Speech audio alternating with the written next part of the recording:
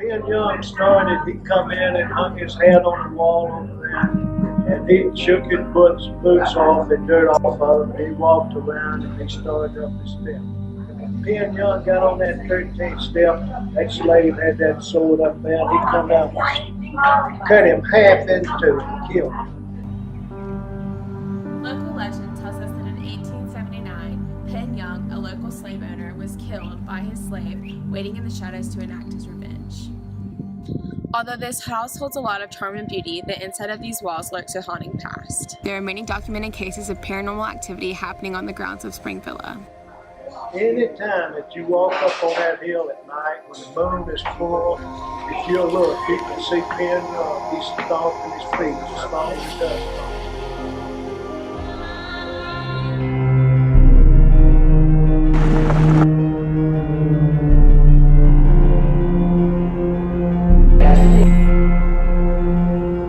Join me, Anna Hart, as we explore the past and present hauntings of this historical Opelika landmark, Spring Villa.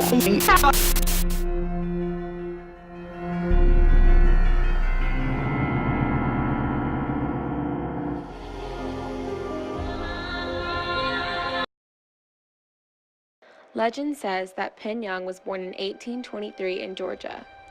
When he was just 12 years old, his father died, leaving Young with no inheritance. This significant event in Young's life would set in motion a series of choices he would make in order to ensure that he and his family had money to live on.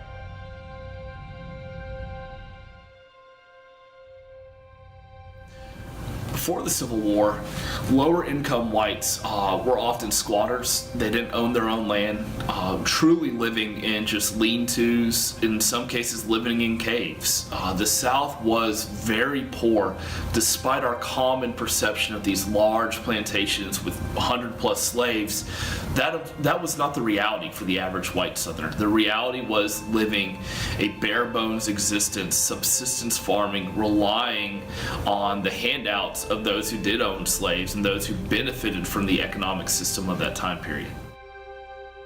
The search for money became even more of a priority for Young in 1846 when he met a girl from Girard, Alabama, and asked her to marry him.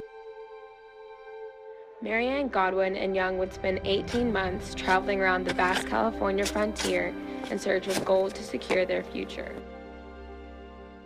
One of the biggest things during the 1800s when gold was discovered was that everybody kind of had this idea of the American dream, that they could go out to California, that they would find their piece of gold, and that they would make it big. But the reality was a little bit different. The travel out to California, out west, just to try and even make it there was much more complicated and much more gruesome, trying to either ride a horse or take a covered wagon out there. Once the railroads were built, it was a little easier to get out west, but still, once most of these miners arrived, it was much more of a difficult task, and there wasn't as much gold as people thought.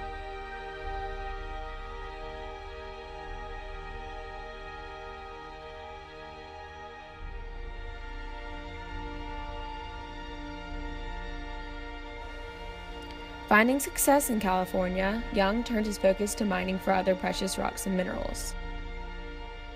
Hearing about a tremendous amount of limestone in East Alabama, Young traveled to Auburn and started his company, Chewacla Lime Works. His company generated thousands of dollars and kept Penn very busy. Similarly, in Auburn, a lot of people started mining the area around Chewacla, trying to not necessarily find gold, but find nuggets of materials to build things and really build up this town and this area.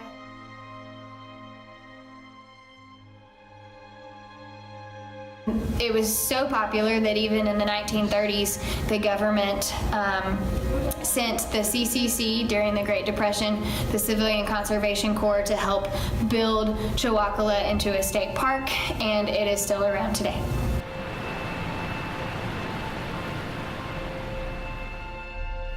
Because of Penn's love for limestone and quartz, he had this house built for him so he could watch over his new business, Chewacla Lime Works.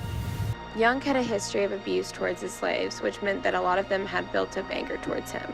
It's definitely a possibility that people in the South still kept their slaves, and the climate in the South was that of they had rejoined the United States. We were going through Reconstruction, but it doesn't mean that every citizen would have abided by the law that was set down after the Civil War of not having any slaves. Even if they were free, people were still treated as slaves. They paid very minimal, if at all. They had no rights, really.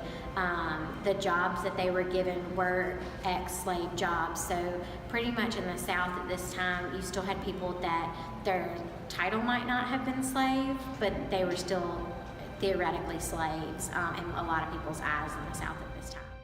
Penn Young was going upstairs one night, and in the wall there's like a cubby hole in the back of the wall, and as he got up, they said on the 13th step that the slave stabbed him to death or either cut his head off and killed him. And then after that, we've had people say that the house is haunted.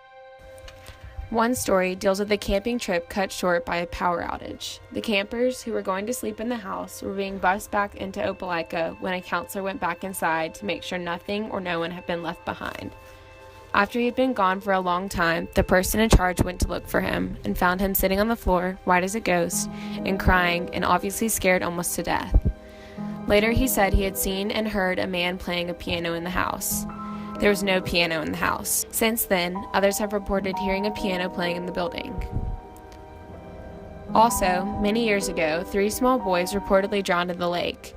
People have reported hearing voices of young boys for a number of years. There has also been numerous reported sightings of a 5 to 8-year-old blonde-haired boy on the property. And a story of a little girl who once was a slave, wandering the grounds in a white dress. For decades, the story of the cruel slave owner murdered on his 13th step has been recounted over campfires by Girl Scouts, Boy Scouts, and camp counselors. People who visit the home tell stories of a ghost-like little girl walking around the campground in all white, sounds of a piano playing throughout the house, and a story regarding 2 little boys who drowned in the lake nearby. But just how much of the legend is fiction, and how much of it is eerily true? And if the legend is true, you've got to ask yourself, do you believe in ghosts?